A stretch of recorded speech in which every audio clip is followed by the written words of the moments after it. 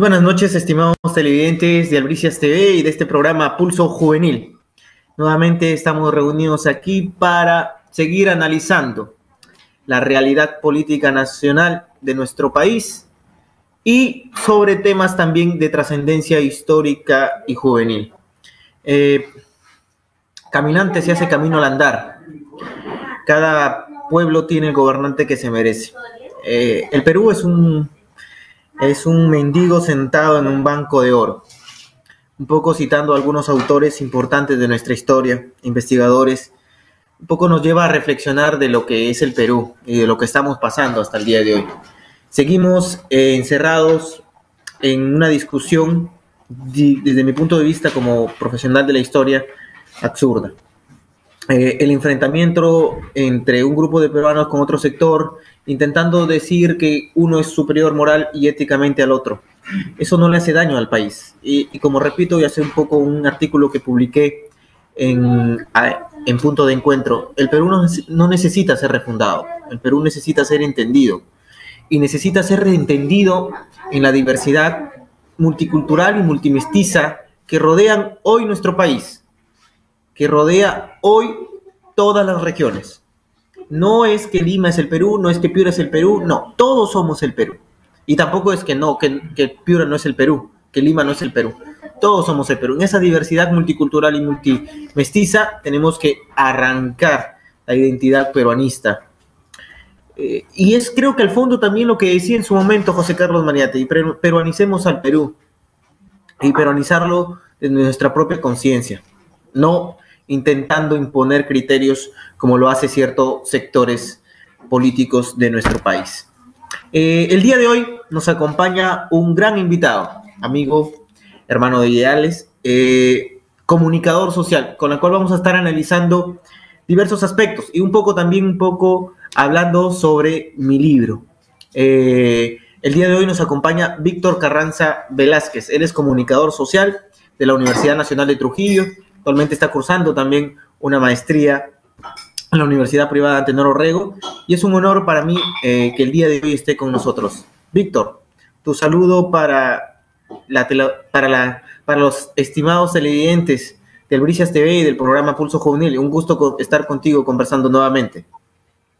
Nuevamente, Alexis, para mí siempre es un gusto encontrarme contigo mediante la plataforma de Pulso Juvenil por el programa de Albricias TV, mediante el cual extiendo mi saludo a toda la teleaudiencia y nuevamente pues feliz de poder compartir, ¿no?, algunas reflexiones que creo que cada vez que nos reunimos es para justamente poder analizar, ¿no?, y dar quizá algunas propuestas alternativas para mejorar nuestra realidad.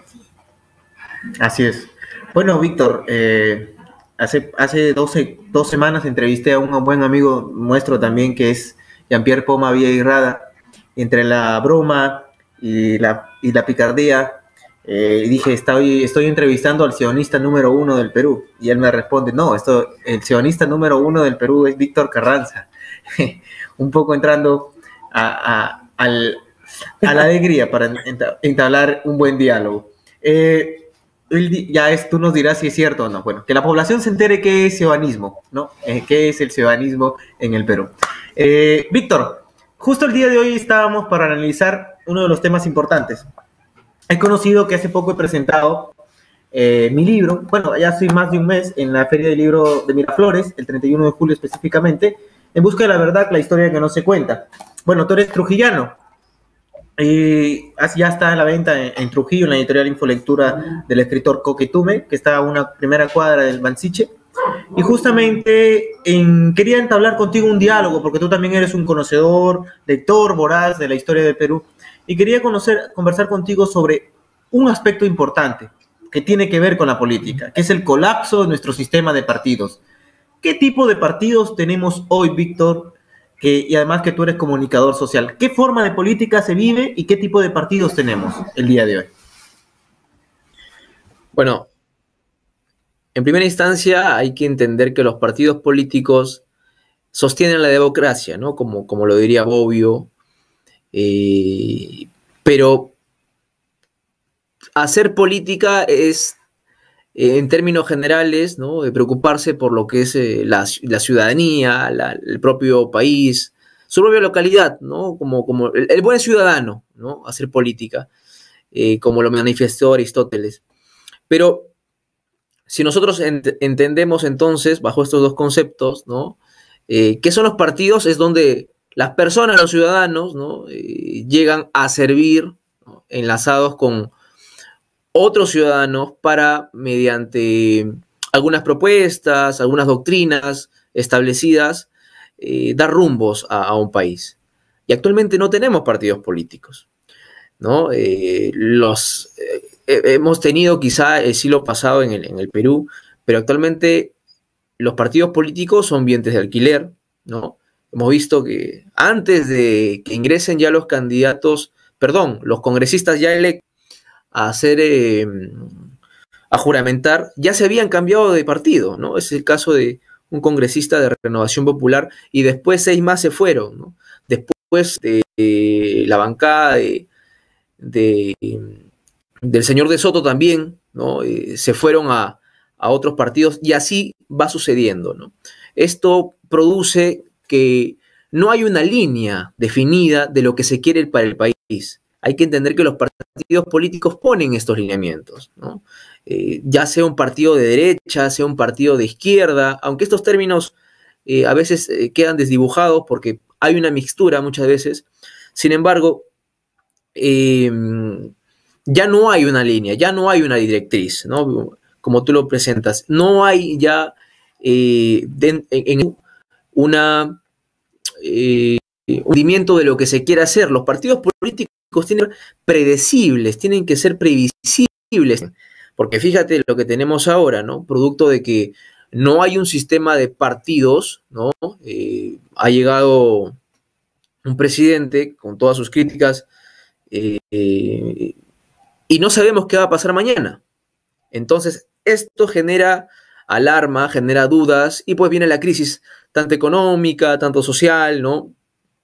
Y lamentablemente en el Perú, a tu pregunta, no tenemos un sistema de partidos como por ejemplo en Estados Unidos, como Inglaterra, como en Alemania, o los países nórdicos, que tienen líneas totalmente definidas de lo que quieren ser, ¿no? En el Perú no tenemos este sistema de partidos y realmente las leyes tampoco permiten que se fortalezcan los partidos políticos, ¿no? La ley ha desaparecido a 2 partidos históricos en el Perú, por así decirlo, dentro del plano legal, el PPC y el APRA, ¿no?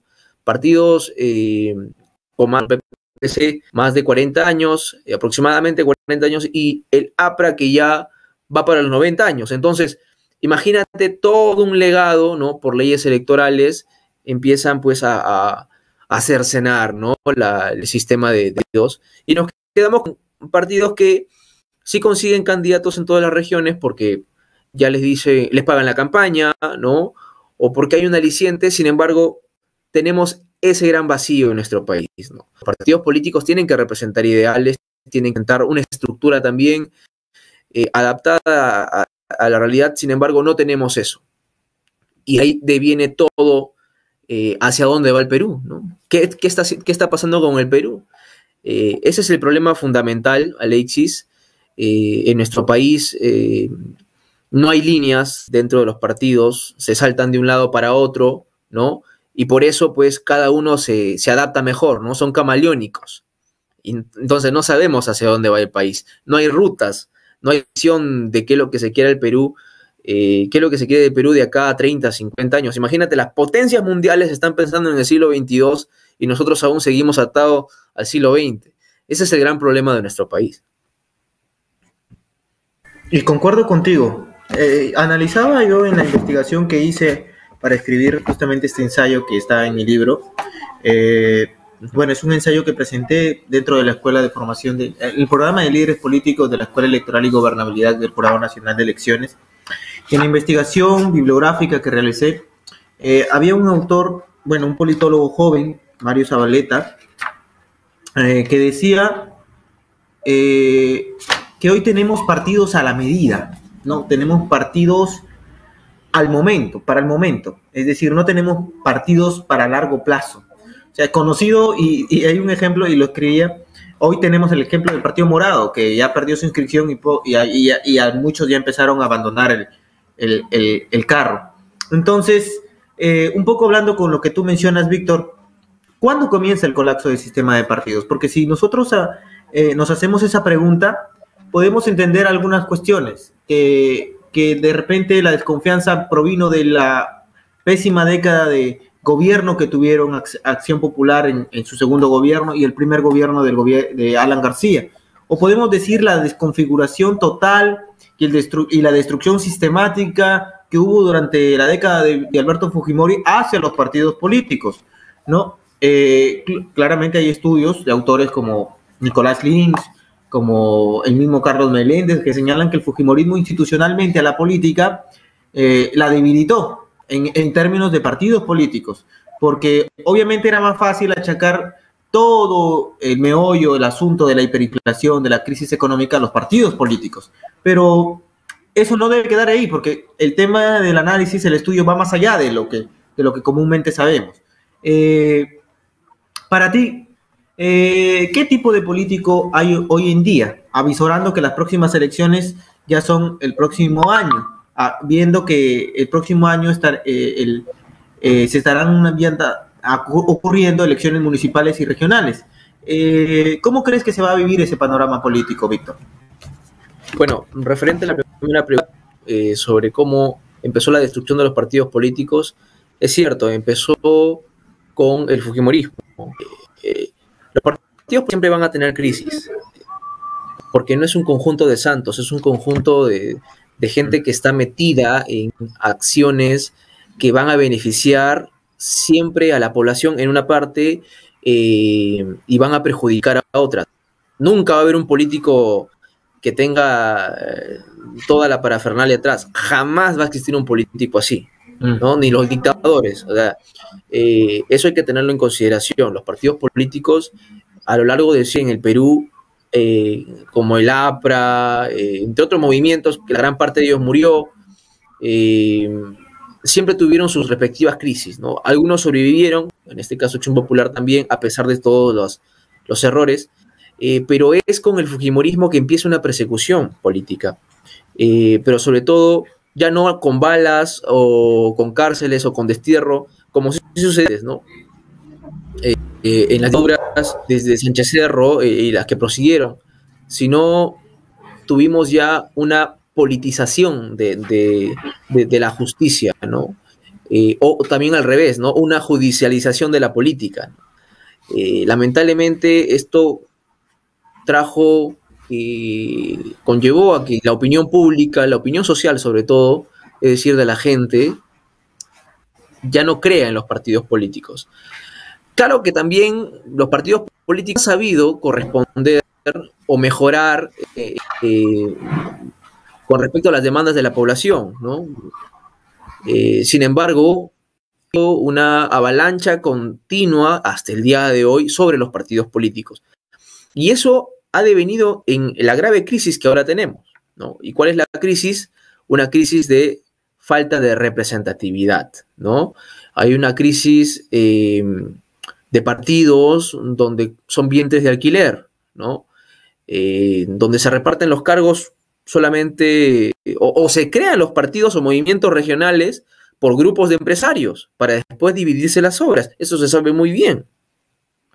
Y hay algunos, por ejemplo, que postulan, ¿no? Postulan para reunir dinero y saben que no va a ganar y lo hacen de esa forma. Entonces, así empezó con Fujimori, había la dirección de inteligencia, se dedicaban únicamente a poder mancillar el honor de los políticos. Algunos obviamente se lo merecían, ¿no? Pero eso es cosa de temas de justicia, pero no se lo merecían.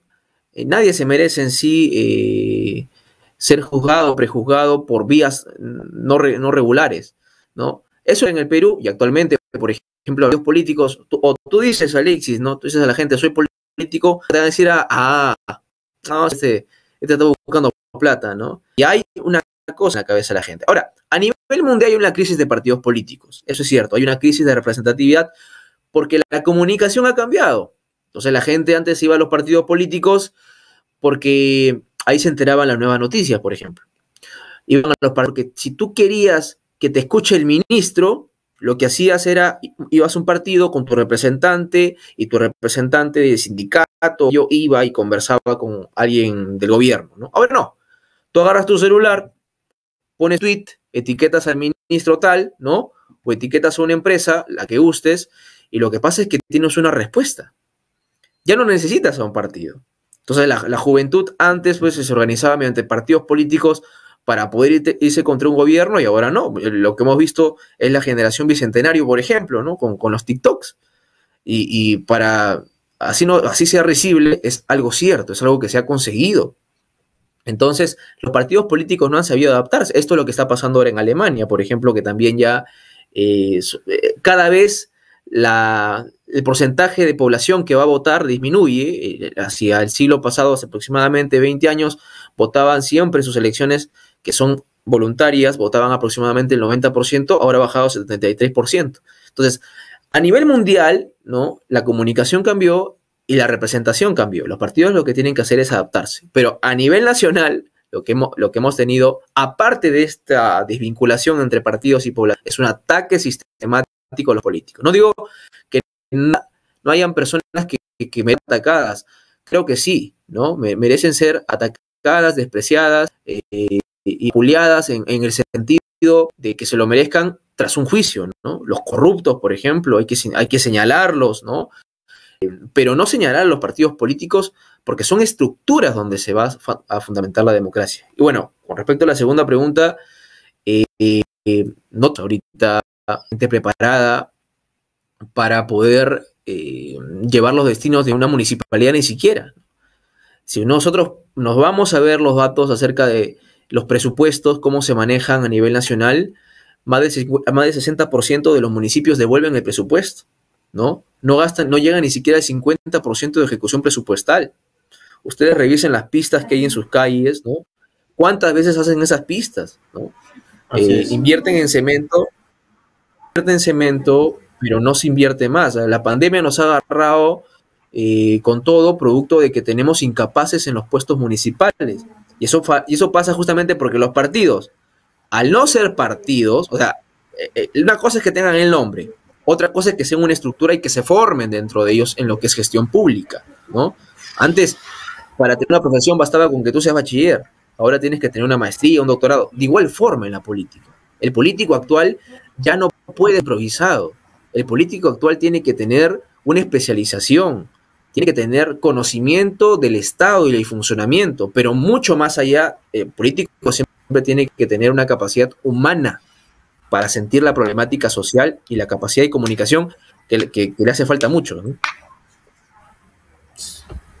Sí, y concuerdo contigo, ¿no? Hoy día la improvisación se ha convertido en un hábito más bien de la política, ¿no? Hablas de la ejecución presupuestal que tienen las municipalidades. Hay personas que simplemente llegan a ver qué pasa en el poder, ¿no? No se sabe ni siquiera a lo que se postula, pues tú le preguntas y no saben pues generalmente a lo que postulan. Después has mencionado algo importante, ¿no? Ahora tú dices que eres político y inmediatamente te miran esto de manera rara o te tratan de decir, bueno, este va a terminar en la corrupción o la política es cochina, no hay que enrumbarnos, ¿no? Generalmente para personas que tenemos algún otro oficio o de repente alguna profesión podemos vivir tranquilamente dentro de ello, pero la política es decisión, la política es entrega, la política también es servicio, ¿no? Y quienes venimos, pues hemos sido formados, bueno, tú, Víctor, también tienes una formación. Dentro de ello vemos a la política como el instrumento para lograr el desarrollo de los pueblos, ¿no? En la unión de los pueblos, no la desunión como hoy parece que estuviera el Perú. Y eso a veces esto preocupa, porque pareciera que la corrupción y la improvisación se han convertido en algo cotidiano y la población parece ya haberlos aceptado. Y también la política que muchas veces hoy se realiza, ¿no? La política que no se sabe nada de gestión, la política que no sabe nada de formación política, la política que no promueve liderazgos. Y es quizás un error también de los partidos llamados tradicionales, entre comillas, que poco o nada promovieron nuevos cuadros políticos, o si se promovieron algunos, a estos terminaron siendo alguna decepción. Entonces, te lo aviso porque en el mundo en el mundo, te hago todo este contexto, en el mundo están saliendo nuevas corrientes ideológicas o políticos, lo queremos llamar así, ante el desplome de la socialdemocracia que está teniendo, en América Latina. Bueno, América Latina solo sabemos decir, este es izquierda, este es derecha, ¿no? Pero no sabemos identificar tendencias ideológicas como el socialcristianismo, la socialdemocracia, el liberalismo o el conservadurismo, ¿no? Entonces, en Argentina, antes de ayer, hubieron elecciones, preelecciones, en las cuales el liberalismo puro, si lo entiendes tú así, representada en un personaje que creo que se ha hecho conocido incluso en los peruanos, Javier Milei, este economista, esta corriente llamada Movimiento Libertario, está avanzando. Y justamente con nuevas estrategias comunicativas, ¿no? Con nuevas estrategias comunicativas. Ante este panorama de este gobierno de enfrentamiento, de un ministro que sale a decirle a los periodistas, lávate el oído o no entiendes o tienes falta de capacidad de entendimiento, ¿qué nos espera en el panorama político en los próximos meses aquí en nuestro país? Mira, creo que no han pasado ni 2 meses de que se ha tomado las riendas de este gobierno y ya tenemos una repartija de cargos puntuales hacia personas allegadas al Partido de Perú Libre, ¿no? Y son puestos claves, más allá del tema de los errores en comunicación, porque obviamente no son personas formadas en política. El político tiene que tener un sentido bastante agudo para poder salir o expresarse correctamente, ¿no? Esto no quiere decir engañar a la gente, ¿no? Sino que saber decir las cosas. Si el periodista no te escucha, no puedes responderle así, pero volviendo al tema de los puestos clave, es que están copando el Estado poco a poco. Y lamentablemente los enfrentamientos se van a seguir dando, producto de que uno tiene que enfrentar a la gente que está dentro del gobierno y que es cercana, por ejemplo, al Movadef, ¿no? Es preocupante eso. Tenemos ministros donde sus familias están en los planillones del Movadef, hasta que ellos mismos han sido militantes. Entonces, eso es grave, ¿no? Por eso te digo que los enfrentamientos se van a continuar dando. Yo no soy contrario a los enfrentamientos que hay ahora. Los enfrentamientos deben parar siempre y cuando el gobierno se centre en gobernar y se deje pues de estar metiendo gente del Movadef que es Sendero Luminoso, ¿no? Dentro del gobierno. Mucha gente dice que el Movadef es un brazo, una corriente. No, eso es un engaño. Sendero Luminoso cae con Abimael Guzmán en 1992, sin embargo, se convierte, pasa de la lucha armada a la lucha política y el frente pasa a ser el Movadef, ¿no? Y dentro de los planillones de Movadef, más de 300 militantes de Perú Libre están dentro de los planillones de Movadef y esas personas están ingresando al gobierno. ¿Por qué? Porque de alguna u otra forma quieren copar el Estado, ¿no? Para después hacer su llamada revolución. Y claro, como la gente anda totalmente desligada de los partidos políticos, de la política, no le toman interés hasta llegar a un punto, vamos a llegar a un punto, ojalá que esto no ocurra, donde uno diga, ah, caramba, ¿no? Ahora sí tengo que salir. Entonces, yo, sinceramente, yo veo esto con malos ojos. Ahora, con respecto a lo inicial que tú mencionabas, de que las ideologías están cambiando, es cierto, es que ahora, por ejemplo, alguien de izquierda tiene rasgos de derecha y alguien de derecha tiene rasgos de izquierda, ¿no? Las izquierdas y las derechas ya no se tocan en el mundo. Ahora hay otros diagramas que te permiten posicionar dónde está tu doctrina, ¿no? Hacia dónde van tus intereses. Pero es que la política ahora es pragmática. La ya no es, este es mi ideal y mi ideal es así y muero así, ¿no? Eso es para el siglo pasado, que es que la comunicación ahora en este hiperdinamismo nos hace conocer diferentes culturas, diferentes formas de pensar, diferentes formas de interactuar. Entonces nos amalgamamos con los otros. En ese sentido, lo que tienen que hacer los partidos políticos es, muy bien, tener una tendencia, ¿no? Pero saber ser pragmáticos en esa línea política. Esto no quiere decir que los partidos o que las doctrinas ya no deben existir, no. Pero sí debe existir una línea, ¿no? Sí debe existir siempre una tendencia, siempre debe existir algún paradigma, por así decirlo, ¿no? Por ejemplo, aquellos partidos que siempre están empeñados en lo que es la justicia social, o tienen que empeñarse siempre en buscar la justicia social, ¿no? Tú mencionabas algo acerca de la socialdemocracia. Es que en América Latina, por ejemplo en el Perú, la corriente más cercana a la socialdemocracia es el APRA, ¿no? Salvo que nosotros, los apristas, ¿no? Consignamos como base lo que es el Frente Único, ¿no? La socialdemocracia no tiene este Frente Único, pero después hablar de justicia social, ¿no? Hablar de trabajar siempre por el bien común, ¿no? Son cosas bastante similares. Después, en el resto de lo que tenemos, en Uruguay hemos tenido un Frente Amplio, en Chile se tiene un comunismo, se puede decir, que ha cambiado. En Europa los partidos comunistas ya no son comunistas, o sea, tienen el nombre Un nada más comunismo de burgués. es un mismo burgués, ¿no? Porque después el resto de partidos, en Francia hay un partido comunista, por ejemplo, que se separó de del Partido Comunista, y se formó lo que es hacer una socialdemocracia. O sea, los partidos comunistas erraron por sí solos, luego se pasaron a socialistas y después a la socialdemocracia, ¿no? Recordemos que socialismo y socialdemocracia casi nacen juntos. Marx criticaba a los pequeños burgueses de la socialdemocracia, pero bueno, la cosa es que en el mundo las tendencias ideológicas tienen que ser pragmáticas ahora. Mientras nosotros, miras, aquí Alexis, estamos hablando, acá en San Juan, de hecho van no sé cuántos días sin agua, 10 días. Pero si nos vamos a la sierra, si nos vamos a la selva, vamos a encontrar que tienen años sin agua, años sin luz, que tenemos jóvenes actualmente que no están estudiando, producto de las deficiencias del Estado, ¿no? Cada país tiene sus propias realidades, y en el Perú hace muchísima la presencia del Estado. Claro que sí, no como un Estado paternalista que te dé absolutamente todo, pero sí lo básico, ¿no? Y en ese sentido, somos nosotros los jóvenes, ¿no? Los llamados a invitar a otros jóvenes a sumarse a los partidos políticos, ¿no? Tengo una tendencia clara, ¿no? Revisa cuáles son las doctrinas, pero sobre todo, ¿sabes qué? ¿Sabes qué es lo que pasa con los jóvenes políticos actuales, Alexis? Pasa que hemos aprendido muchos, cuando entra en un nuevo partido, el sistema de la envidia, de la mezquindad política. El joven que entra a un partido político tiene que entrar con una nueva mentalidad. No puede envejecerse de un partido político actual. Entonces, los jóvenes, yo veo muchos jóvenes políticos, ¿no? Entran, se envejecen y se quedan ahí. Nosotros estamos para servir a la gente. Hay nuevas formas de servicio, y considero que, como tú bien decías, los partidos son la plataforma para ayudar a mejorar la sociedad.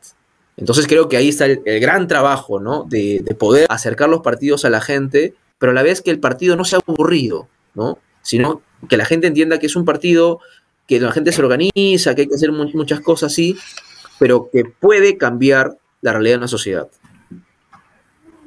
Tienes razón, Víctor. No, los partidos no están hechos para que los jóvenes envejezcan. Y los partidos, bueno, yo siempre digo que hay una casta política en las dirigencias políticas de los partidos y a nivel nacional que le teme a los jóvenes, que le teme y que no quiere cambiar las cosas, ¿no? Sobre todo, bueno, mi ejemplo es mi provincia, en mi provincia donde siempre son los mismos los que se quieren liderar un cambio en Sechura, ¿no? Y no dan pase a nuevos liderazgos, no forman tampoco nuevos liderazgos porque no les interesa formar, porque solamente tienen en su ego o en su personalidad, yo y nada más que yo. Y justamente al joven solamente lo toman como algún relevo o como una utilización política. Hablaste de Abimael Guzmán, ¿no? ¿Ha fallecido, no ha fallecido? Algunos hablan que sí, otros que no. Algunos lo comparan con el tema de pensar en Alan García y comparan el tema con Alan García. Hay otros que señalan otro tipo de cuestiones. Lo que en general es que ha muerto el genocida más grande de la historia de nuestro país. Y a mí a veces siento vergüenza porque tengo algunos conocidos que intentan justificar de alguna u otra manera cambiar la historia. Abimael Guzmán jamás representó a un sector amplio de masa popular en nuestro país. Jamás representó eso. Y yo siempre he estado en contra de definición que hizo para mí errónea la Comisión de la Verdad y Reconciliación. Es un ejemplo, y te lo pongo a ti, Víctor. Es como si yo mañana, como historiador o como algún director de alguna institución histórica, me animo a buscar, a hacer una comisión de la verdad sobre el papel de la iglesia con los indígenas durante el virreinato. Y yo, en general, llamo a que conformen esa comisión puros sacerdotes. ¿Qué resultados me va a dar esa comisión? Obviamente, si son sacerdotes, jamás me van a decir que la iglesia fue instrumento de dominio por parte de la corona española. No van a decir que la iglesia también fue parte del gozo del haber de los impuestos de esclavitud que tenían muchos indígenas.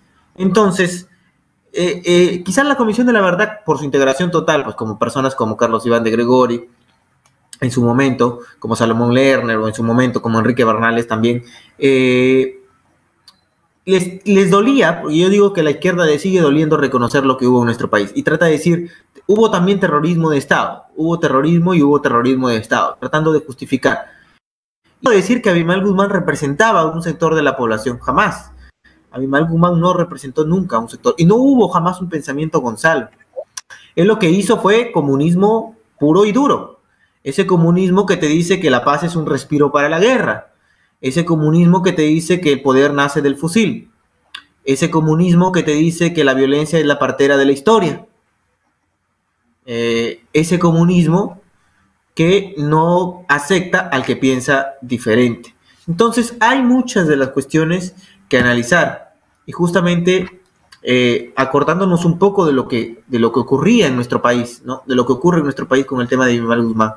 El terrorismo le causó miles de muertes. Y por esas víctimas, generalmente piuranos como Luis Paredes Maceda, Ricardo Ramos Plata, en su memoria y en la identidad o en el sacrificio por nuestra democracia, por tener, digamos, una identidad histórica por lo menos respecto a esto, o una opinión concreta de lo que ocurrió en nuestro país, respetemos la memoria de estas personas que murieron defendiendo al Perú. Y sobre todo su memoria que muchas veces suele ser criticada, cambiada, manipulada, en beneficio de estos personajes, ¿no? Abimael Guzmán fue un terrorista, fue un sanguinario, y lo fue, y esa historia jamás debe olvidarse. Y las nuevas generaciones, que por lo menos, bueno, tenemos una generación que por lo menos no lee un libro, solo lee un libro al año, que investigue y que averigüe, porque es una vergüenza que sí sepamos criticar o alzar un cartel sin siquiera investigar, pero no sepamos nada de lo que ocurrió en la década de los 80, en los 90. ¿No? Es cierto, hubo un descuido total de la población en temas en temas de conflicto armado, bueno, de terrorismo, en temas de desigualdades que ocurrían, pero eso no daba razón a luego cometer atrocidades, ¿no? Y entonces eso tenemos que identificar. Y hablar con mayor fuerza, con una voz concisa, no con una voz tibia, sino entender y decirle a la nueva generación. Yo tengo el deber ético profesional de hacerlo como docente de historia. Entonces tenemos que hacer esa nueva labor y entenderlo. Bueno, están ocurriendo unos pequeños problemas técnicos con el tema de Víctor, que está volviendo a ingresar, para seguir analizando este tema de un poco que él ha tocado, el tema del terrorismo, ¿no? Recomiendo leer libros básicos de Humberto Jara, ¿no? Sobre Abimael Guzmán, libros La Hora Final, que también hace referencia sobre la captura. Este pequeño libro que he conseguido hace poco y que he terminado de leer, Breve Historia de Sendero Luminoso. Imagínense que un libro escrito por dos personas o docentes españoles, bueno, peruano y español, que investigan sobre la historia de Sendero Luminoso, cómo estos personajes en su momento se alzaron en armas, haciendo la revolución, pues como ellos mismos lo mencionan, ¿no? Y hoy tengamos ministros, un ministro de salud que sale a decir a viva voz, yo no me alegro de la muerte. No es alegrarse, estamos hablando no de cualquier persona, estamos hablando de esa persona que decía que derramar sangre era una acción necesaria para lograr la revolución proletaria, la dictadura del proletariado. un hombre que no fue jamás un pensador, sino más bien, como lo vuelvo a repetir, hizo el comunismo puro y duro que en realidad lleva esta ideología. Ya está con nosotros nuevamente, Víctor. Ya estás con nosotros nuevamente para seguir, y estábamos justamente analizando el tema de Sendero Luminoso y de Abimael Guzmán, ya que mucho se está hablando del tema. Sí, mira, qué raro que se nos haya acordado justo ahí, ¿no? Cosas así extrañas pasan cuando se hablan estos temas. No, pero nos están a veces parece que cosas raras pasan, ¿no? Bueno, no, la gente tiene que entender que Abimael Guzmán no fue un salvador. Muchos dicen, oh, fue un Robin Hood. No, mentira, fue un asesino.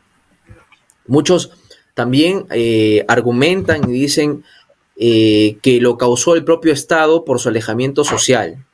Mira, los conflictos sociales siempre van a existir, pero nada causa que tú te vuelvas asesino. O genocida, mejor dicho, ¿no? Porque algunos se vuelven asesinos por producto de defensa propia, pero al hombre nadie lo había atacado. Y hay algo que hace poco escribió Humberto Jara acerca de la infancia de Abimael Guzmán, un hombre que había sido abandonado por su padre, luego por su madre, que luego fue siervo de otro personaje, que al final fue adoptado por una señora, y siempre vivió con rencor, con resentimiento social, ¿no? Llegó un punto que se fue a China 3 veces, vio en Mao, después llevó clases de explosivos, y explica todo, Jara, acerca de cómo es que se desarrolla este tipo de persona, y obviamente una mente enferma, ¿no? Una mente enfermiza, que dentro de las aulas universitarias fue metiendo el discurso. Fíjate que a él le hicieron aprenderse quechua, a Abimael le hicieron aprenderse quechua para que llegue a la gente de la zona sur. No quiero decir que el quechua es hablado por ese tipo de personajes, no, jamás, pero sí Abimael Guzmán se dio cuenta de que tenía que llegar a la gente sea como sea, ¿no? Y lamentablemente caló, llevando el discurso de odio, de resentimiento, ¿no? Y asesinando a más de 60, causando la muerte de más de 60.000 peruanos, ¿no? Esto,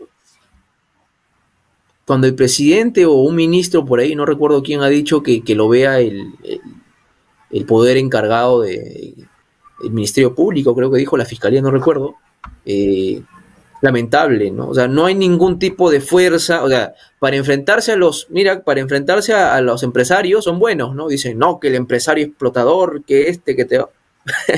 Pero cuando se trata del mayor asesino del Perú, dicen, bueno, que se encarguen los otros.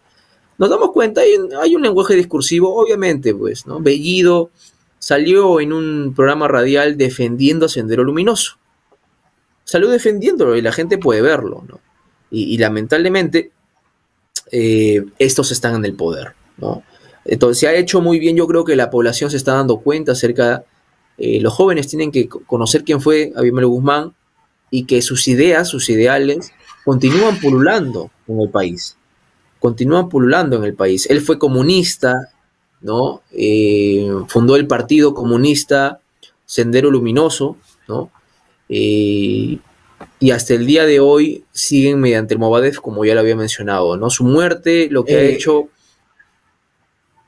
Sí, dime. Sí, Sendero Luminoso fue una facción de esa división que hubo entre comunistas mascovitas y otros mascovitas, Moscú, y el otro comunismo que representaba Mao, supuestamente. Partido Comunista... Partido Comunista Bandera Roja, no es una facción, la mayoría de militantes fueron a enfilar las filas, ¿no? Y al final Abimael Guzmán llama al Partido Comunista del Perú a lo que hoy conocemos como Sendero Luminoso, porque, bueno, Sendero Luminoso, según las investigaciones, fue propiamente una expresión que tenía Mariátegui de decir, sigamos el Sendero Luminoso que José Carlos Mariátegui mencionaba. Y Abimael Guzmán decía que Sendero Luminoso era el lema, pues, que había entendido de Mariátegui hacia sus supuestos estudios o pensamiento que él trataba de predominar. Y concuerdo contigo, Víctor, en lo que dices del terrorismo. No fue un Robin Hood, no fue un representante de las masas sociales. Y eso hay hay quienes tratan de tratar de poner paños tibios en estas cuestiones. Y, por ejemplo, veo a personas que recomiendan leer, por ejemplo, Gustavo Gurriti, a Antonio Zapata. Bueno, son profesionales de alguna u otra manera, pero cuando uno los escucha, sus justificaciones caen porque se dejan dominar por la ideología, porque no saben cómo tratar de seguir diferenciando a Abimael Guzmán de la izquierda, del comunismo puro y duro que representó. Y eso le cuesta hasta el día de hoy a la izquierda reconocerlo, Víctor. Es que esta izquierda en la década de 70 tuvo varias convenciones donde muchas de ellas proponían iniciar la lucha armada, ¿no? La facción de Patria Roja, entre todas las demás que participaban de todos estos encuentros, donde también estaba Abimael, siempre estuvieron juntos. Se dividieron recién cuando empiezan a asesinar a los dirigentes de Patria Roja, ¿no? Del Partido Comunista. Pero después, mira, si uno se pone a hablar de Hugo Blanco, por ejemplo, ¿no? Él da unas declaraciones que diciendo que le dio lástima que Sendero Luminoso deje la lucha después de la caída de Abimael Guzmán. Y hace poco le han hecho una película, ¿no? Y la gente lo aplaude, y Verónica Mendoza se sentó a su lado, ¿no? Entonces, es que esta izquierda, que es una izquierda senderista, que es una izquierda marxista, ideologizada, ¿no? Y sobre todo incapaz, ¿no? Porque se metieron con Ollanta y se tumbaron el crecimiento económico. Se metieron con Vizcarra, ¿no? Hicieron las repartijas, el Perú perdió aproximadamente 2 millones de puestos de trabajo. Se siguen metiendo ahora con el señor Lapicito y el Perú, el dólar sube, las cosas suben, todo sube, ¿no? Entonces son una sarta de incapaces, ideologizados obviamente, y no rompen, ¿no? Trabajan con el discurso del odio, con el discurso del resentimiento, y pululan siempre, y jamás lo que hacen es ser puntuales en contra, ¿no? de todo el terrorismo, ¿no? Ahora otro que ha salido a decir, no, que fue el mayor genocida, pero que diga a ver si estuvo de acuerdo o no con el alzamiento de estas personas contra el Estado. Y si uno lo escucha va a decir, no, que había diferencias y por eso se levantaron. Entonces, no ha habido una real división de los comunistas contra Sendero Luminoso. No lo fue. Es más, culminando, creo que el 86, no recuerdo muy bien, hubo una protesta en el Congreso de la República por la bancada de Izquierda Unida. La gente lo busca, va a encontrar pues que llevaban un cartel, ¿no? Que pedían amnistía para sus camaradas, ¿no? ¿Y quiénes son los que admiran a toda esta a Izquierda Unida, por ejemplo, a Barrantes, ¿no? Bueno, un personaje quizá con el cual se puede discrepar hasta cierto punto respetable.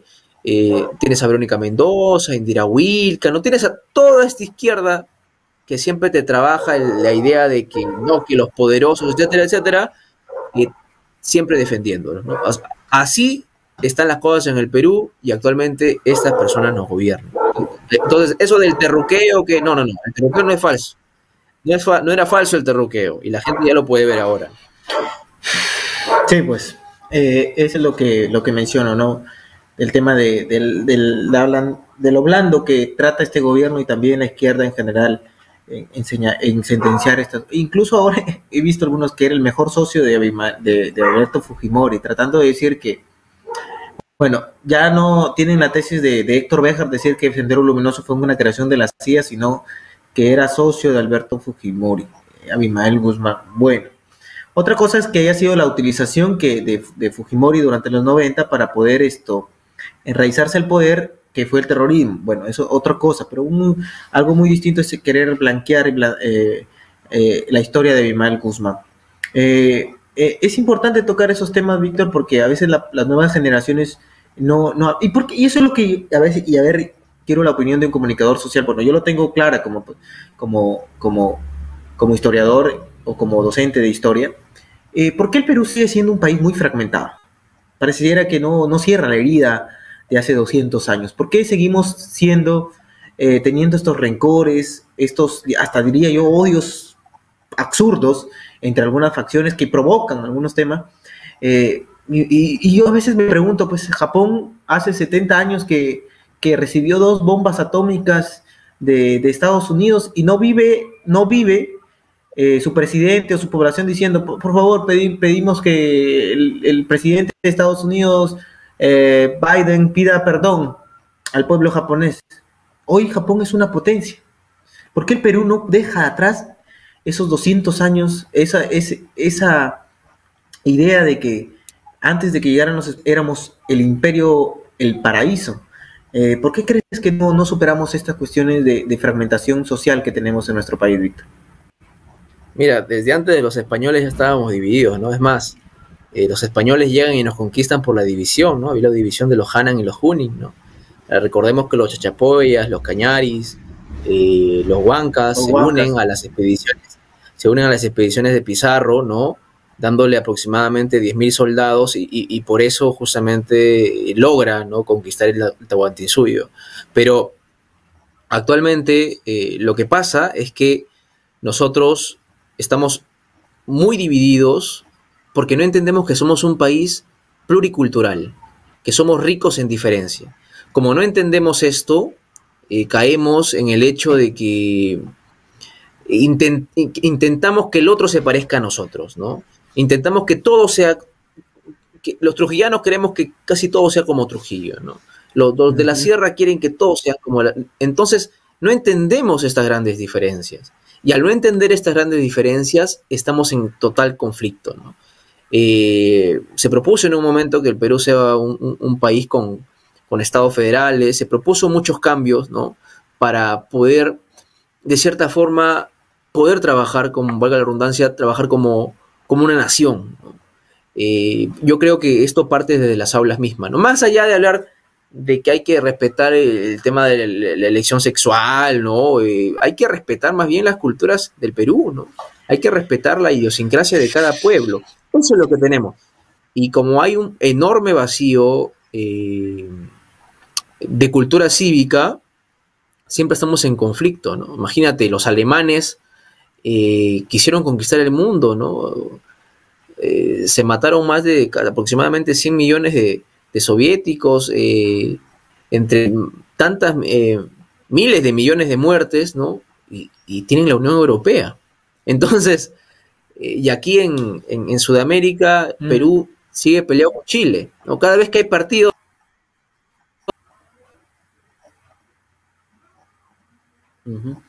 Nuevamente están ocurriendo los problemas técnicos de Víctor. El Perú siempre fue un país fragmentado, como lo dice Víctor, ¿no? Siempre fuimos una nación dividida. Es más, Pizarro llega al país, llega al imperio del Tahuantinsuyo y encuentra división.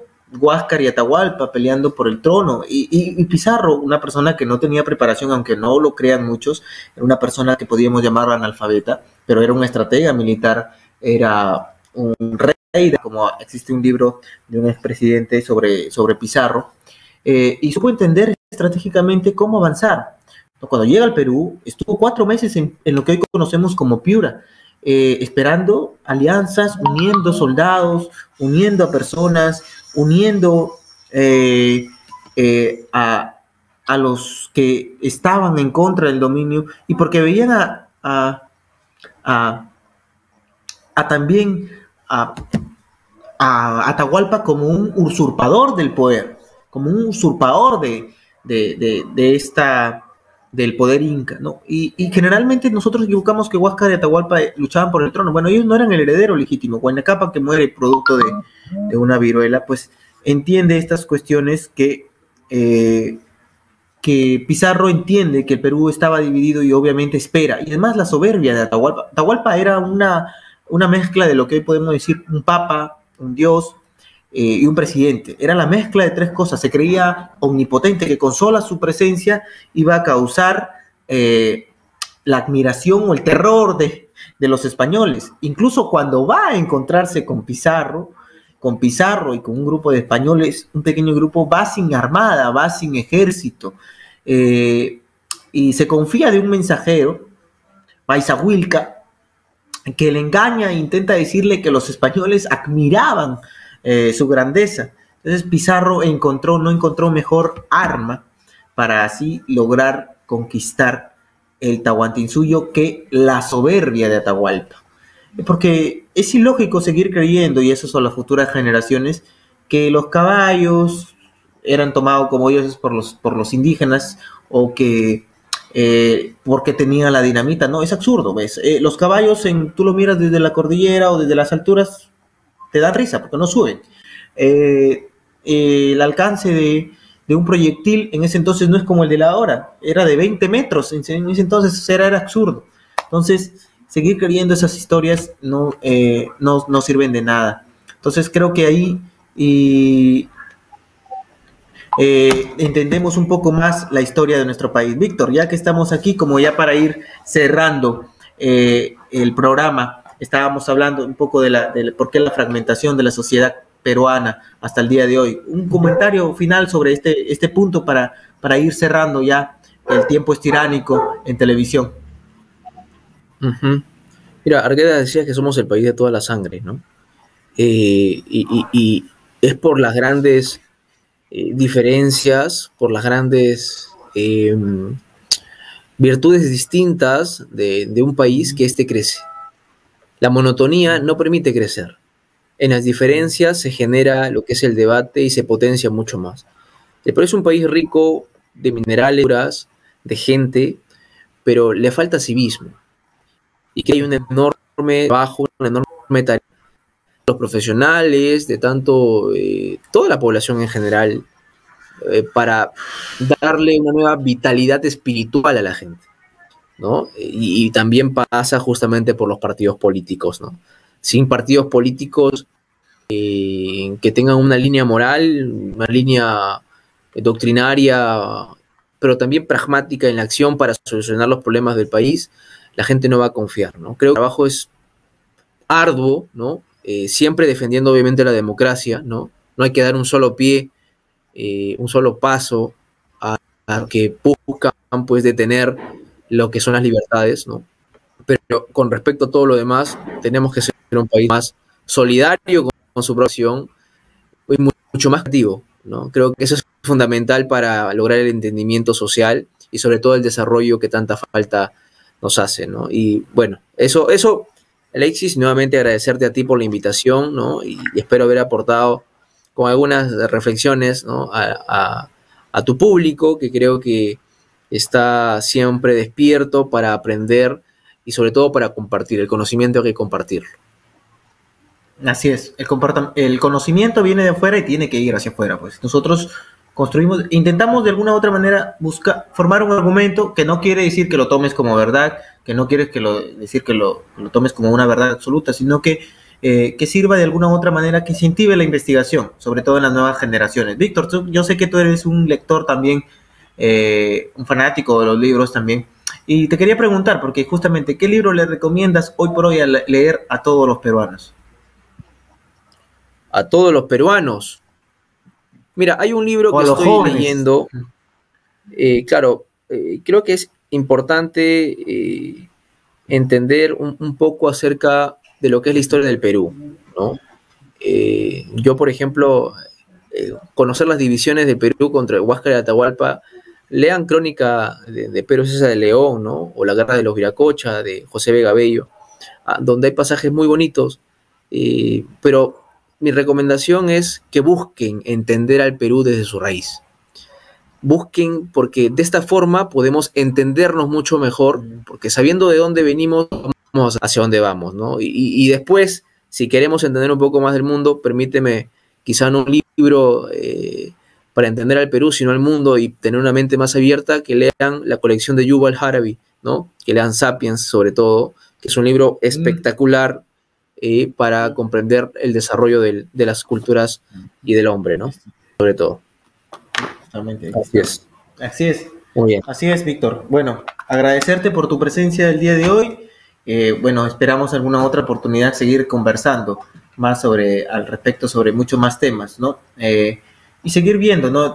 Educando un poco desde nuestra tribuna o dando a entender un poco de conocimiento, y dando información para incentivar la investigación en las nuevas generaciones. Gracias, Víctor, por tu presencia el día de hoy y espero obviamente poder reencontrarnos en algún momento. Y ya saben, bueno, para evitar siempre el cherry, mi libro En Busca de la Verdad está en Trujillo para las personas que siguen a Víctor, porque también tiene su fanpage y lo siguen unas personas, para que puedan encontrar mi libro En Busca de la Verdad, la historia que no se cuenta. La pueden encontrar en librería editorial Infolectura del escritor Jorge Tume, que está a primera cuadra del Mansiche, antes de llegar al Mansiche, y ahí pueden obtenerlos ese de libre en todo Trujillo y en toda la Libertad. Gracias, Víctor, y esperemos vernos en una nueva oportunidad. Hasta luego a los televidentes, nos vemos en un nuevo programa de Pulso Juvenil. Sigan cuidándose, que la pandemia no se va. Gracias.